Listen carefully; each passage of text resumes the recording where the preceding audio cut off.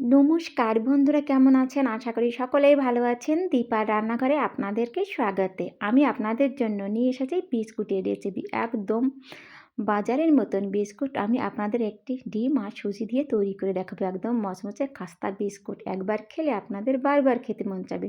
চলুন তাহলে বানানো শুরু করি।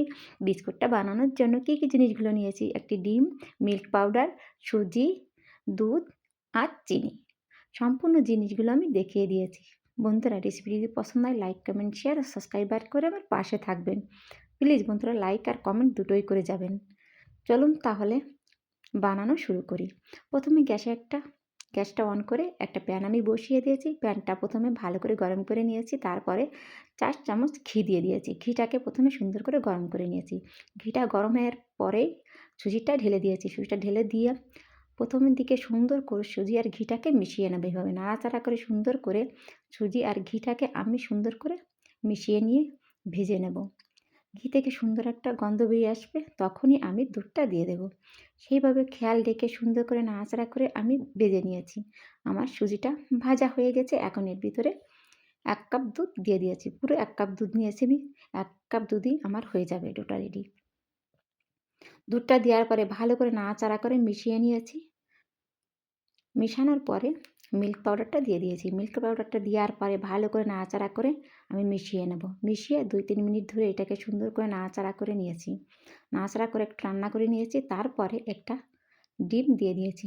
ডিমটা দেওয়ার পরে এটাকে ভালো করে নাড়াচাড়া করে মিশিয়ে নেব। এখানে আমি কমপক্ষে 3-4 মিনিট ধরে সুন্দর করে নাড়াচাড়া করে এটাকে মিশিয়ে নিয়েছি, যাতে সব জায়গা বরাবর হয়। এইভাবে নাড়াচাড়া করে সুন্দর করে আমি মিশানো হয়ে গেছে। এখন এর ভিতরে বাকি জিনিসগুলো দিয়ে দেব। লবণ অবশ্যই স্বাদ অনুযায়ী দেবেন। এলাচি পাউডার 1 চিমটি দিয়ে ভালো করে নাড়াচাড়া করে মিশিয়ে নেব।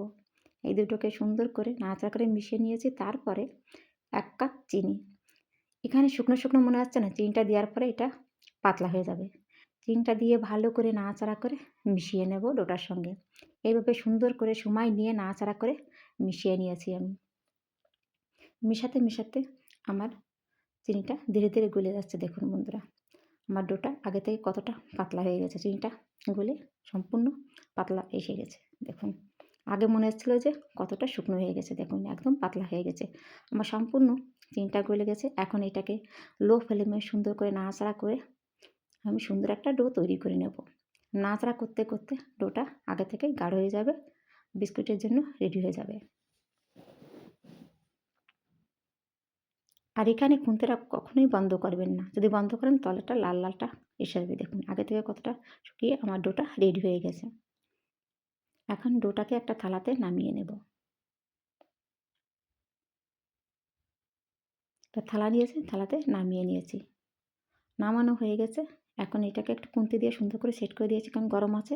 হাতটা দিইনি, একটু ঠান্ডা হয়ে গেছে। এখন আমি হাতটা দিয়ে দিয়েছি। হাতটা দিয়ে ভালো করে চেপে একটু গোল করে নিয়েছি। এখন বিস্কুটগুলোর শেপটা দিয়ে দেবো।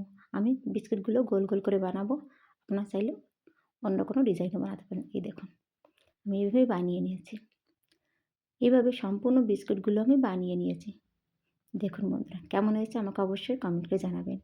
আর এদিকে গ্যাসটা অন করে একটা কড়া বসিয়ে দিয়েছি। কড়া গরম হয়ে গেছে, পরিমাণ মতন তেলটা দিয়ে দিয়েছি।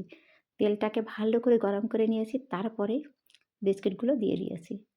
বিস্কুটটা দেওয়ার পর হালকা হাতে এভাবে নাড়াচাড়া করে খুন্তি দিয়ে এপাশ ওপাশ উল্টিয়ে নেব। নিয়ে ভালো করে ভেজে নেব। দেখুন আমার বিস্কুটটা ভাজা হয়ে গেছে, তুলে দেখাচ্ছি। একটা প্লেটে নামিয়ে দেখাচ্ছি। কেমন হয়েছে বন্ধুরা, আমাকে অবশ্যই কমেন্ট করে জানাবেন আমার বিস্কুটটা। আর অবশ্যই এইভাবে একটি ডিম আর সুজি দিয়ে এই বিস্কুটটা বানিয়ে খাবেন বন্ধুরা, খুবই সুন্দর লাগে। এই পর্যন্তই, সকলেই ভালো থাকবেন।